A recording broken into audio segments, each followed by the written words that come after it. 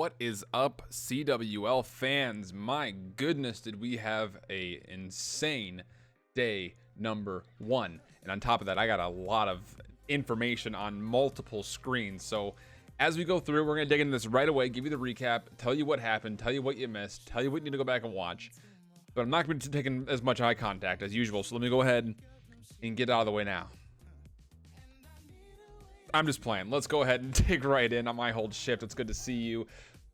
Let's see it, okay? So we had, of course, 4 pools on 4 different streams throughout 40 million hours of gameplay. Of course, the open bracket also, so the 5 streams. It was a lot of fun to watch, flat out. If you missed it, you weren't there to watch all of it, I'm sorry. It was a blast to watch all this action unfold. But let's remind you what the pools looked like coming in after the play-in brackets. So you see it there first. So let's dig in with Pool A first and foremost. Again, our initial predictions was that E United and 100 Thieves would be up top.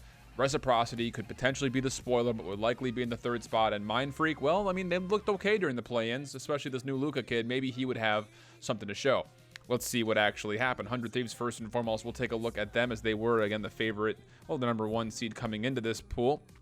They were not quite up to the test versus E United. That was actually the last game of the night on the main stream. It was actually a very fun game to watch. They would be able to handle Reciprocity and Mind Freak no problem, though. So as you see it going through as far as the totals, of course, that, again, 1-3 versus E United. It was a pretty interesting 4-game set, to be honest. The 3-1 was rather convincing from Reciprocity and Mind Freaks. But here's the big thing for 100 Thieves. Their hardpoint did not look good at all. They were 4-2 on the day, but the 2 games that they lost on hardpoint were against E United, and they got handled. 250 to 80 and like 250 to 116 or something like that. It was not a good showing. 136. It was 250 to...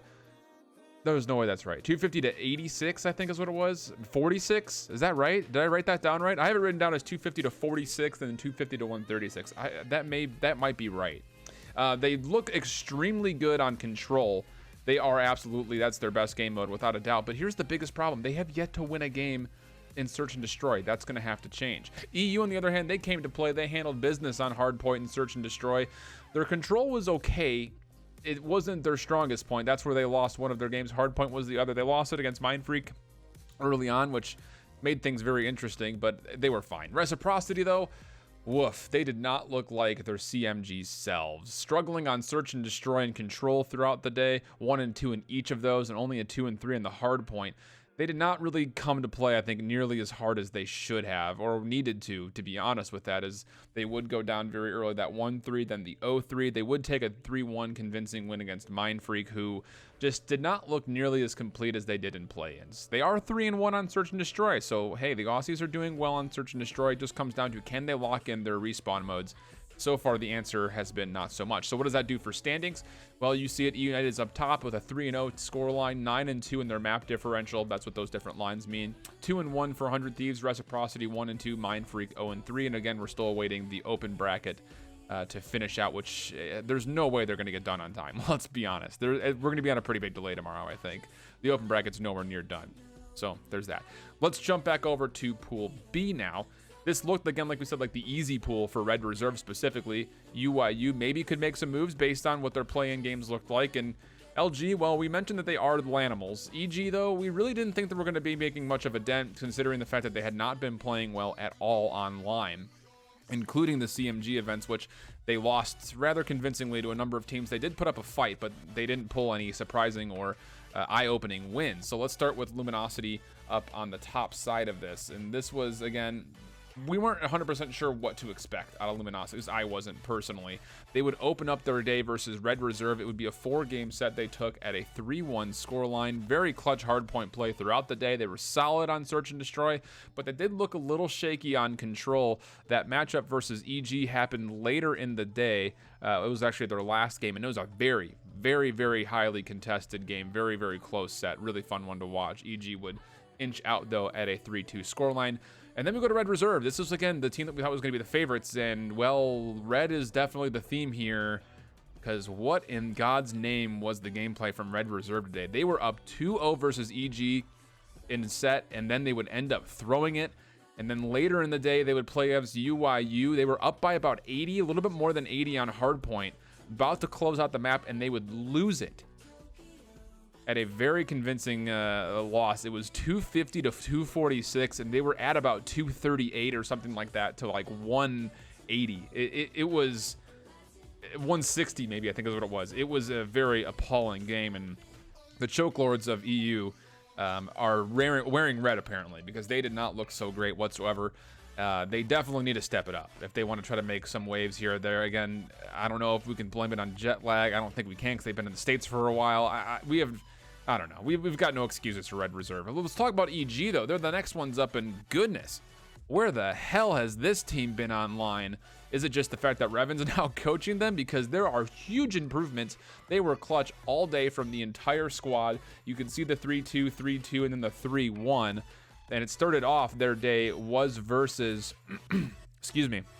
was against UYU, which we weren't 100% sure how that was going to go. It was a pretty close set for the most part, with the exception of Control, which went UYU's way. And then against Red Reserve, it was, again, another very close game, but clutched out by EG. And the same thing again versus LG, a very, very close set that was clutched out by a number of monster plays out of them. So you love to see it. If you're a big fan of Exotic and the gang, they looked great, flat out. I was very, very impressed, and I am eating my own words as far as talking smack about this team and not performing online, because they looked incredible today. Then you go over to UYU, and they were not able to stay as consistent from their plans yesterday, but they still had some great moments. The biggest problem, though, as you take a look at it, they have 0 wins so far on Search and Destroy, and that's something that hopefully they will be looking over and going back over again. So you take a look over at what the pool looks like. Evil Geniuses, go freaking figure. They are up top with a 3-0 scoreline there, 9-5 in maps. Again, it's not the biggest of differentials. It was 9-2, remember, back to E United, and they're 3-0. So it was very close games. Luminosity 2-1 at 8-4, and then UYU at 1-2, and again, Red Reserve, yikesers, at 0-3, which now brings us over to Pool C. And this, again, we weren't 100% sure what to expect from this pool, and goodness, we were in for a treat. We definitely said not to sleep on, Lightning Pandas, and it would turn out that, as we have now learned, that this would be essentially EU's last hope for some kind of pride throughout the pool play. And we also said that FaZe and Envy really needed to show up and clutch up, as they had okay performances during the CMGs, but not really convincing as of yet. So let's start with FaZe Clan. They would start the day off playing up against Envy on the main stream, and goodness, it started off pretty strong with the 3-2 win, but then it started to go downhill, and I don't know what it is about this squad, but they are not rotating well at all on hardpoint. They're 1-5 on hardpoint. That has to change, and Lightning Pandas and Straight Ribbon would absolutely punish them in those areas. We go down next to Envy second. Again, that tight game versus FaZe. They would swing back versus Lightning Pandas, and then the end of the day was a 5-game marathon versus Straight Ribbon. And I don't know if it was just the fact that it was so late in the day from when they first started or what, but it was a very close game. It was scrappy. It was bloody. It was an absolute brawl. Straight Ribbon would take that set, though, at a 3-2 scoreline, which will bring us down to Lightning Pandas.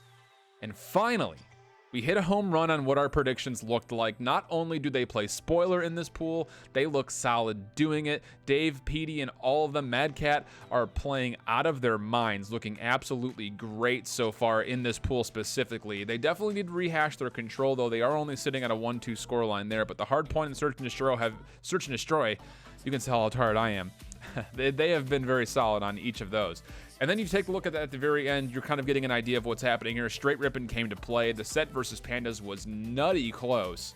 A very close game, even though it only lasts 4. That was one to definitely go back and watch if you want to get a look at what these teams look like.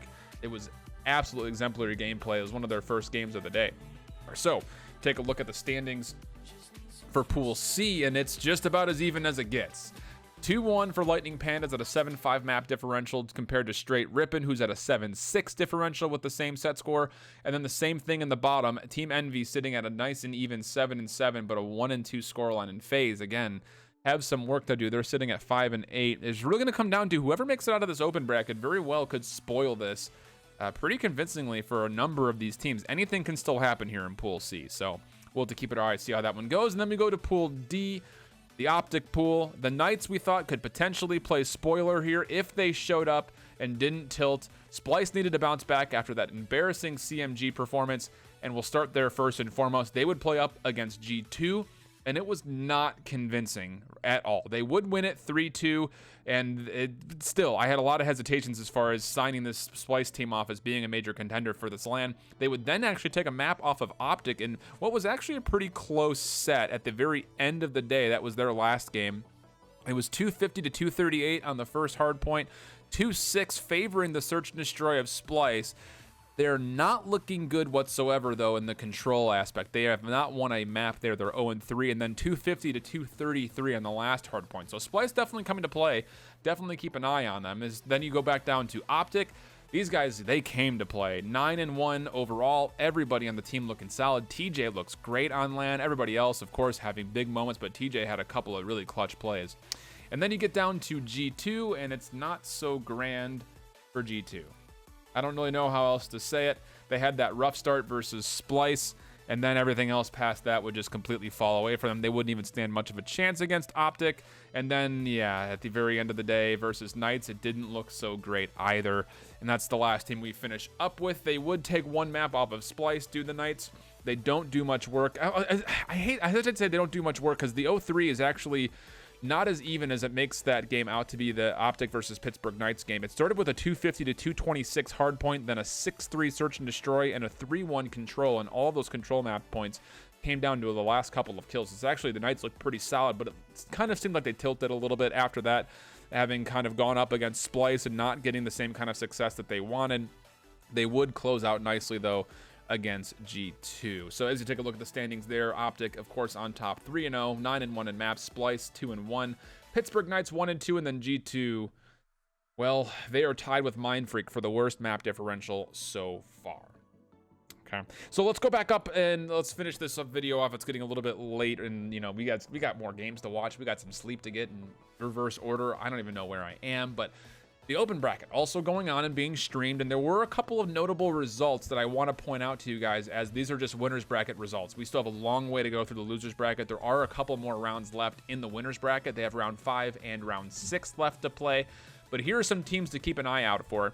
Nemesis, which was a team that I don't know if I mentioned it in my video, but I kind of looked up before I made my last video. I didn't recognize this team. I didn't know where they came from. I didn't know exactly what to expect from this squad. They kind of got picked up, and who were they? We weren't really 100% sure. They would beat Team Divine, who were that play-in team that looked solid on paper, 2-0, and then in the next round would beat Team Rain 2-1. So they're moving on pretty nicely out of this team Nemesis. The Orlando Reapers would also actually fall to Out Cold Gaming, which is some familiar names in there, but mostly this was a squad that had not been performing on the 2Ks. There was a lot of hype about this Orlando Reaper squad. I thought it wasn't necessarily merited. They weren't even on my top 12 to watch list. They would lose to Out Cold 2-0. How about this one, though? Black Forest Gaming, who we thought was going to be a solid team from EU, they would actually lose 2-0 versus Overtime Esports, which is the French qualifying team, Bonsoir Paris, back in the day. And that team is looking solid, as they also had a really nice win in their round before that. And then two other kind of notable results to keep an eye out for. Heretics, the Spanish team, would beat Midnight Gaming 2-0, which was a very solid North American team. And Mazer Gaming, which is Teddy Rexon's squad, would defeat Movie Star Riders at a 2-1 scoreline. So there's something there. And the last one I'm going to leave you with, Vertex Gaming. It was the number 3/number 4 seed out of the Australian region. They would beat Fact Revolution, a very highly rated EU team, coming in at a 2-0 scoreline. So keep an eye out for those Aussies. They might be the last hope. Tainted Minds also still in play for the winners bracket. They will be going up. I forget who they're going up against. Let me check it real quick because it's going to bother me. I think they're going up against Idomina. Yes, they'll be going up. They beat Idomina at a 2-0 scoreline. So they'll be playing up against Vodafone Giants, who are still alive from Spain. So Spain's showing up. Hey, Heretics and Giants still in. Riders still alive, technically, from the losers bracket. But that's all we got as far as the recap. I do want to let you know one more thing before we head. I will actually be going back to some of these notable games from day 1 and day 2 that were not casted, and I'm going to start casting those. Just be a solo cast. I'm going to put them up on the YouTube channel. So if you want to see anything that you saw on the Bravo through Delta streams that weren't casted, that you would like to get a little bit more of that insight in, I'm going to be going back and doing it. I've got a couple listed out that I want to start to do, but I definitely want to get your insight. So if there were a couple of games that you saw from the Bravo, Charlie, or the Delta stream, either today or tomorrow, feel free to leave a comment on which game you'd like to see. I'll make sure to upload those to YouTube throughout the week next week. That's all I got. Whew. What a day. That's day 1 in the books. Let's go to day 2. We'll be back there tomorrow. I'll be watching it all day long. Feel free to reach out on Twitter if you have anything else that kind of pops out at you that you want to see on these videos. And until next time, hope that you keep holding it down. Enjoy the show. I know I will be. Talk to you later. Bye-bye.